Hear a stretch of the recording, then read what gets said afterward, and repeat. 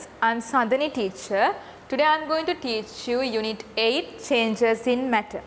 This lesson is for Grade 8 National. Physical changes and chemical changes. What is a physical change? Changes in which the composition of matter does not change even though the nature of existent changes are called physical changes. Example, tearing a paper. When you tear the paper, no new products are formed. It is still a paper. Then what is a chemical change? Changes in which the composition of matter forming new substances are known as a chemical change. Example, burning of a paper. When you burn a paper, ash and smoke are formed, and after burning the paper, it does not remain as a paper. Physical changes. Changes of states are physical changes.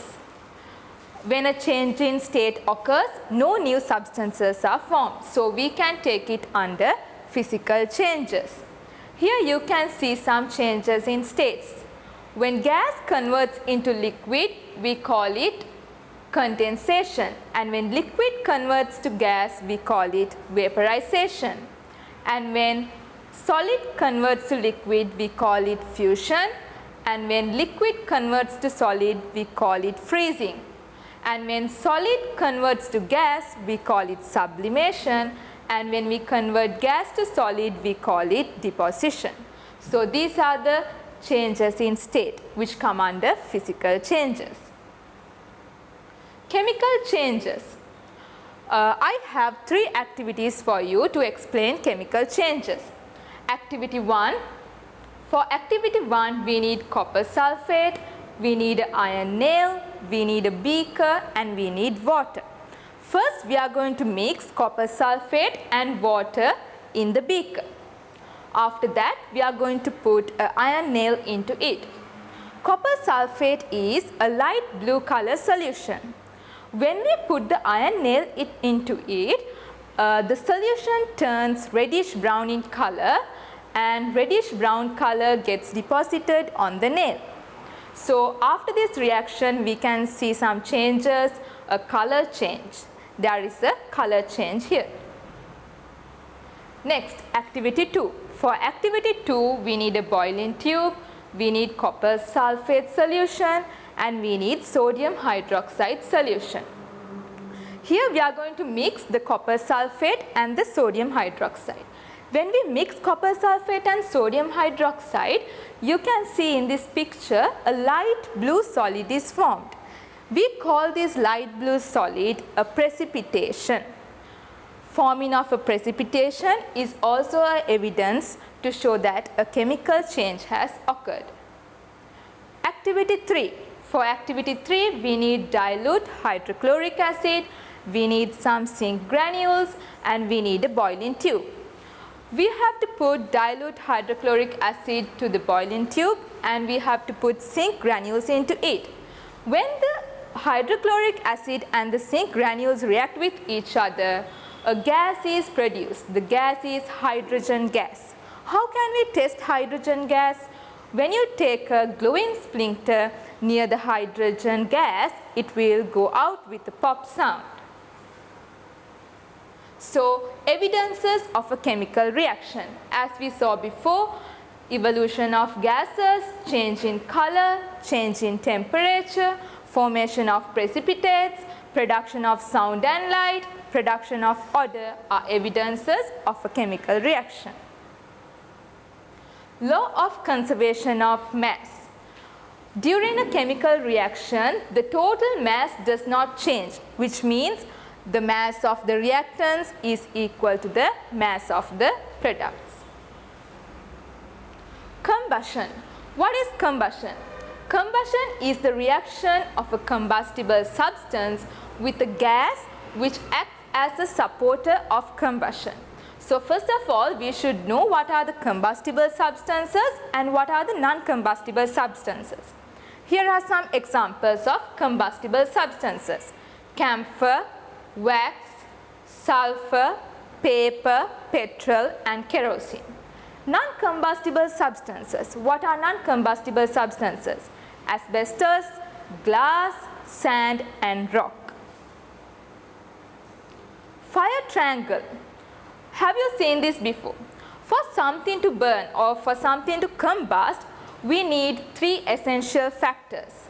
That is oxygen and heat or the ignition temperature. The substance should reach the ignition temperature and we need fuel or a combustible substance.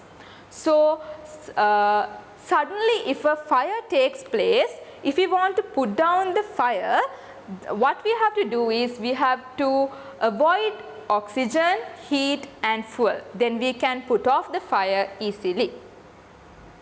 Methods used to extinguish fire. Spray water and covering the burning substance with sand. What will happen when we spray water? I told you that something will start to burn or combust when it comes to its ignition temperature. When we spray water, the ignition temperature will come down. Then we can stop the fire. And the next one is covering the burning substance with sand. How can this help to put down the fire? Here, when the fire is contacted or exposed to oxygen, it will start to burn faster. But when we put sand, the contact with oxygen or the exposure to oxygen is stopped. So then we can put down the fire. Fuels.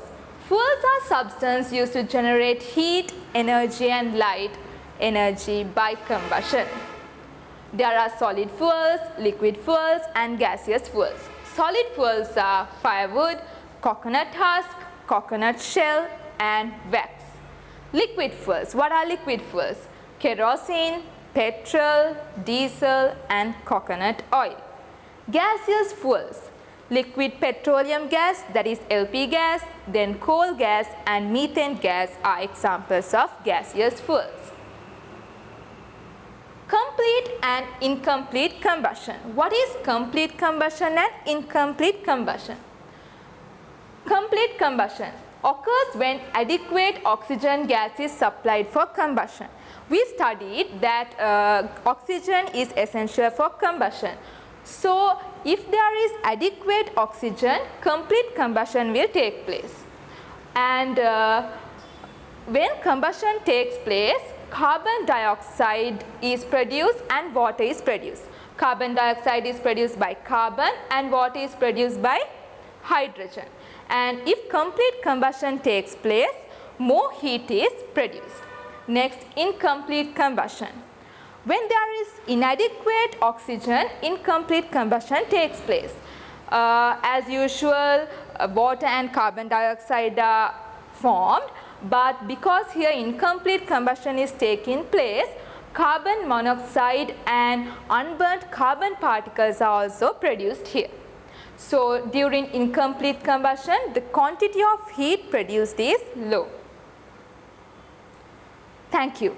God bless you. Stay safe.